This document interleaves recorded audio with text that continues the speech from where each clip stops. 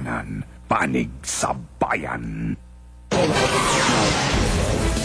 Sa ulo na nagbabagong balita, 2 patay, kabilang ang isang Indian student pilot sa pagbagsak ng sinasakyang Cessna 150 training plane sa Plaridel, Bulacan.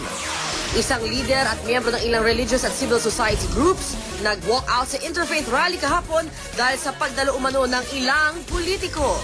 Iba yung handa. Sapagkat sabi ko nga, day one, ay handa ako. Ha? Pero sabihin kasi kulang na lang yung sabihin na may shadow cabinet na ako eh. Hindi naman ganon. Pangit naman yung ganon. Vice President Noli de Castro, nilinaw na ang isyu sa manoy pagiging gigil na niyang pamunuan ng bansa sa harap ng mga protesta para mapatalsik si Pangulong Arroyo. Hinihinalang snatcher, patay sa manoy pambubugbog ng 4 na pulis sa Maynila.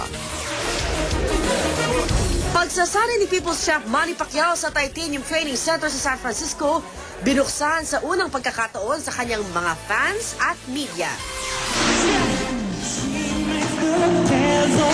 At Christine Hermosa at Oyo Boy Soto, sweet na nakijamming sa concert ng R&B artist na si Neo.